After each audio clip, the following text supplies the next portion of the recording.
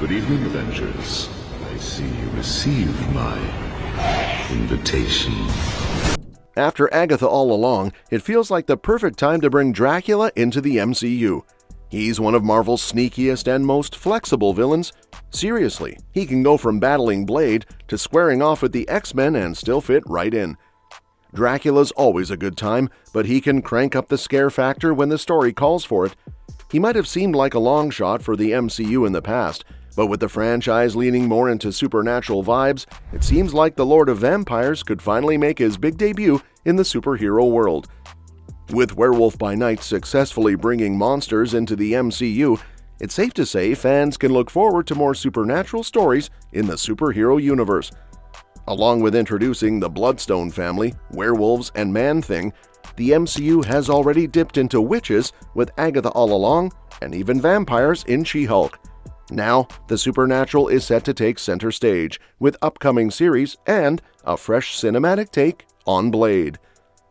All of this could pave the way for one of Marvel's most iconic supernatural villains to hit the big screen, Dracula. Thanks to his public domain status, Dracula has been reimagined in countless stories and adaptations. Marvel's take on the vampire lord debuted in the Tomb of Dracula #1 by Marv Wolfman, Gerry Conway, Gene Colan, and John Costanza, where he was the undisputed king of vampires. For centuries, he operated in the shadows, siring 3 children and even a version of the villainous Baron Blood. But in modern times, Dracula has stepped into the spotlight, clashing with major superheroes and taking on enemies head-on. Dracula has quietly become one of Marvel's most adaptable villains over the years. He's tried to make the X-Men's Storm his undead queen, gone head-to-head with Blade countless times, battled the Silver Surfer and the Avengers, and been a persistent thorn in Doctor Strange's side. Some of Strange's most memorable fights involve Dracula, including one where all vampires on Earth were temporarily wiped out. Dracula's even had shaky alliances with big names like Doctor Doom, who's set to appear in Avengers Doomsday. Doom once stood by as Dracula attempted to invade Great Britain, leading to a clash with Captain Britain and MI13, British intelligence agency.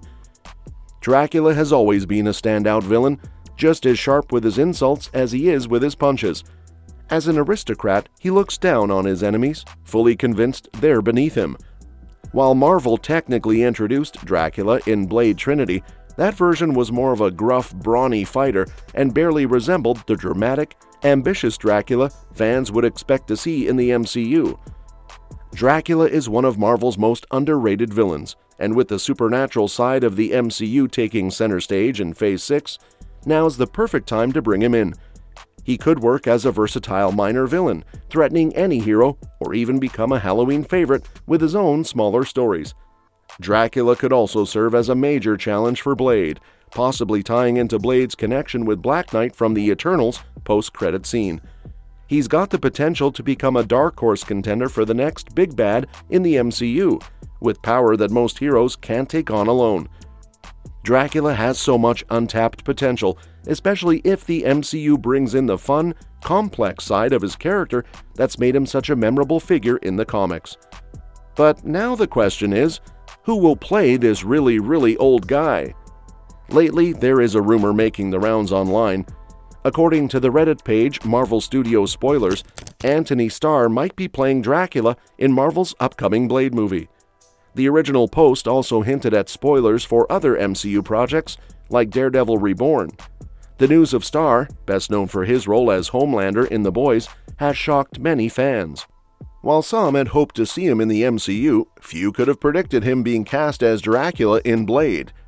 Given Starr's portrayal of the complex and menacing Homelander, here are a few reasons why he could be the perfect fit for Dracula in Marvel's Blade.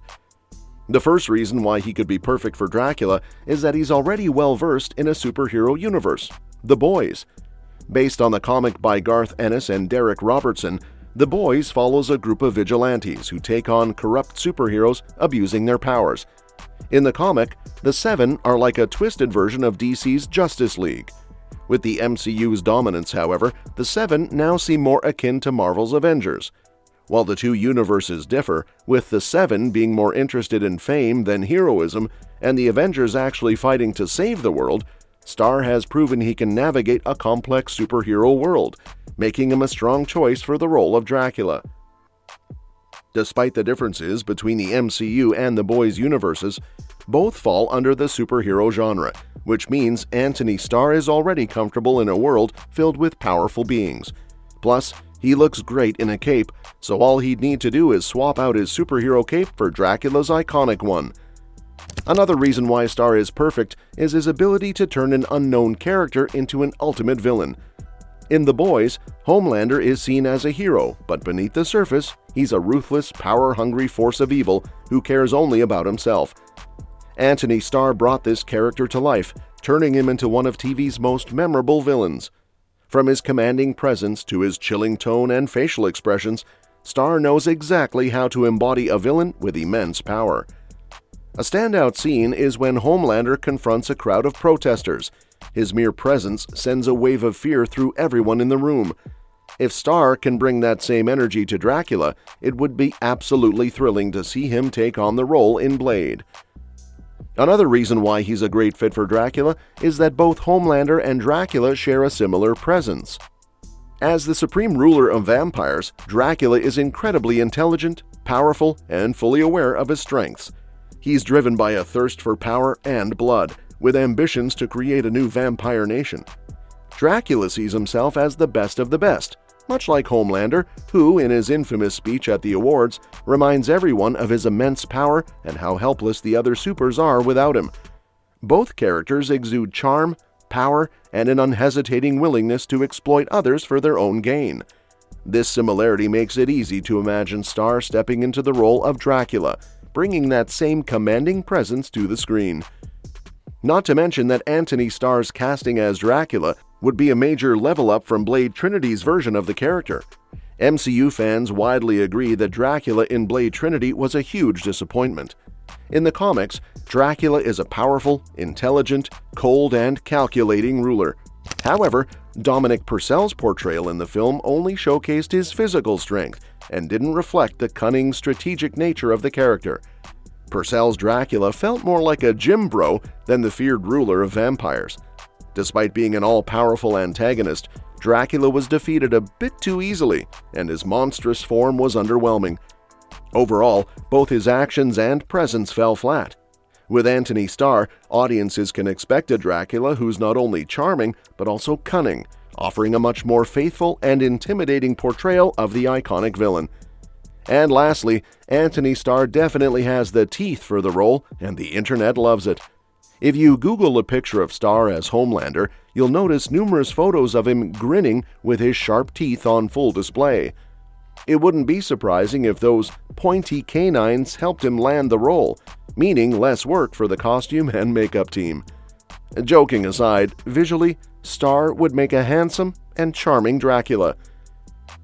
Though Marvel hasn't confirmed the rumors of Starr playing Dracula yet, fans are already excited about the idea.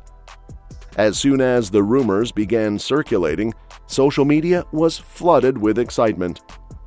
Fans shared numerous edits of Starr as Dracula and expressed their enthusiasm for him being the perfect villain for Blade to face off against.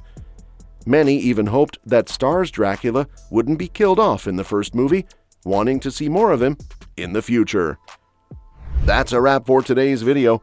Thanks for watching, and we'll catch you in the next one. Your suggestions for future videos are always welcome in the comments below.